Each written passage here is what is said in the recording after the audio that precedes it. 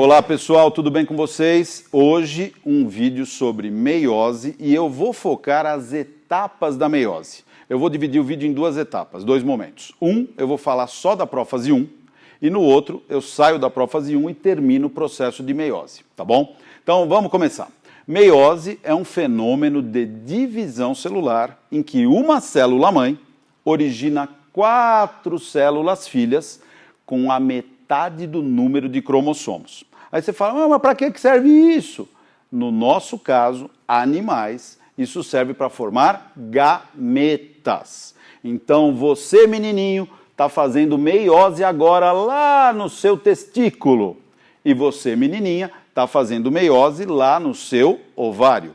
O menino vai produzir espermatozoides e a menina vai produzir óvulo. Um óvulo por mês. Nós, homens, produzimos mais espermatozoides quase que diariamente. Entenderam? Então, a função da meiose, não precisa ter erro, não. Produzir gameta. Masculino, tá? Espermatozoides, ou feminino, óvulo, tá bom? Agora, vamos lá. A jogada de formar gametas, qual que é? Como eu vou ter a fecundação, o óvulo vai ser fecundado pelo espermatozoide, eu tenho que ter metade do número de cromossomos no óvulo, tá bom? Que veio da mãe, e outra metade do número de cromossomos no espermatozoide, que veio do pai. E aí eu vou juntar 23 cromossomos da mamãe, 23 do papai, fiz a fecundação e formar a tua célula somática com 46 cromossomos. Então vamos começar pela legenda, tá? Legenda é o seguinte, eu vou trabalhar de novo com 4 cromossomos, porque é mais fácil desenhar 4 do que 46. De novo, o teu trabalho é, faça com 46 na sua casa, tá bom? Faz um mapa gigante de meiose.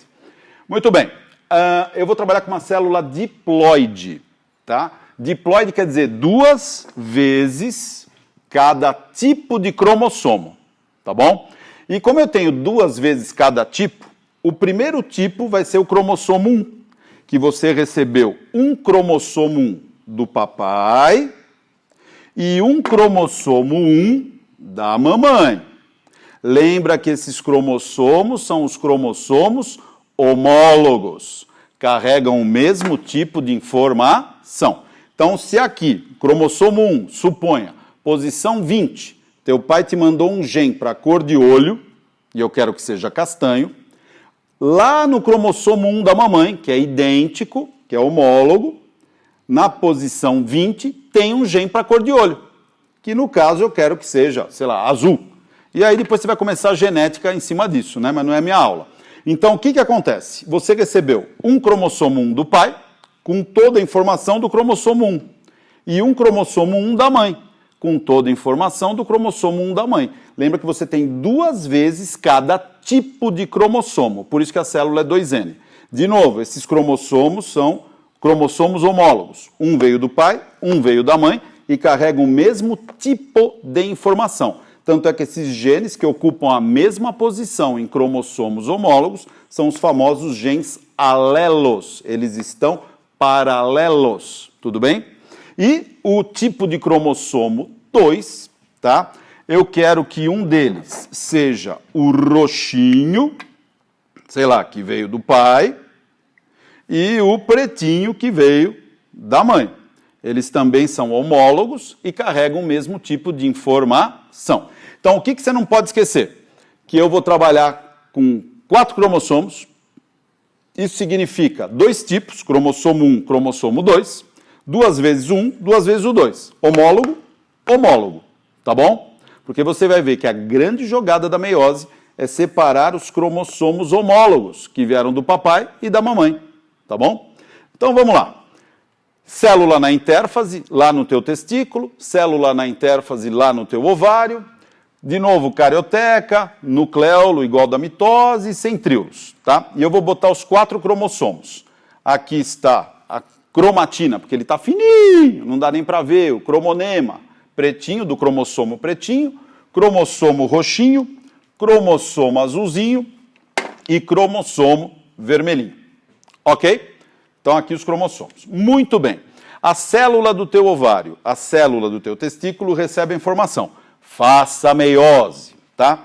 Quando essa informação ocorre, nós vamos fazer tudo de novo. Vai ter a prófase, a metáfase, a anáfase e a telófase, tá? Só que a prófase da meiose é uma prófase muito longa, tá? E ela é tão longa que não dá para fazer uma foto só. Nós fizemos 5 fotos, 5 momentos. Então, a prófase 1 foi dividida em 5 momentos. Tá aqui, ó. Primeiro momento, leptóteno. Segundo momento, zigóteno. Terceiro momento, paquíteno. Quarto momento, diplóteno. E o último momento aqui da prófase 1, diacinese. E o que eu vou dar ênfase aqui com vocês? Eu vou dar ênfase no que acontece com os cromossomos. Tá legal? Muito bem. Prófase 1. Carioteca se espalha, mostrou ela se espalhando. Nucleolo se espalha pelo citoplasma, está aí se espalhando. Centríolos duplicam e migram para os polos. Eu fiz isso lentamente em 5 momentos. Até aí, ok. Agora vamos para o que interessa. O que interessa é, na intérfase, ocorreu duplicação dos cromossomos. É, igualzinho na mitose. Sim, igualzinho na mitose. Agora, dá uma olhadinha. Leptóteno. O que acontece no leptóteno? É uma fase que cai muito para o pessoal de medicina, tal, mas não acontece grandes coisas, não. Está aqui o cromossomo 1 fininho, tá? Está aqui o pretinho, desculpa, fininho, que é o cromossomo 2. Está aqui o 1 fininho. Está aqui o azulzinho fininho. E está aqui o roxinho fininho. Está aqui os 4 cromossomos, tá bom? Aí o aluno mais espertinho fala, mas teve duplicação, você não mostrou ele duplicado. Não. Por quê? Porque eu estou fazendo uma vista de microscópio óptico. E no microscópio óptico eu não vejo que está duplicado. Então estou te mostrando o que eu enxergo no microscópio óptico. Então não dá para ver que está duplicado, mas ele está duplicado. Aí você fala, então o que acontece no leptóteno com os cromossomos? Leptóteno inicia a espiralização dos cromossomos. Tá legal? A condensação dos cromossomos. Então, ó, espiralização dos cromossomos. Essa é a parte que acontece no leptóteno, a parte mais importante. Começa a espiralizar, ok? Muito bom. No zigóteno já acontece uma coisa bem legal, tá? O zigóteno acontece a sinapse. Você vai falar, mas sinapse é dos neurônios. Nesse caso, não. Sinapse aqui é o pareamento dos homólogos. Nós temos enzimas que vão fazer mais ou menos isso. Cadê o cromossomo 1 que veio do papai? Estou aqui, vem.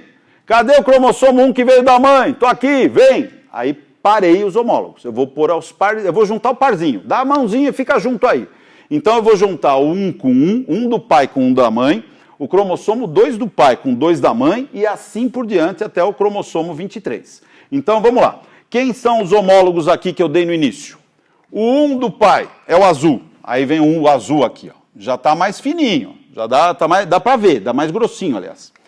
Aí o 1 da mãe, tá aqui, ó. Eu pareei os homólogos. Olha que coisa louca que a natureza faz. Pegou um que veio do pai, um que veio da mãe e jogou em parzinho, juntou o parzinho.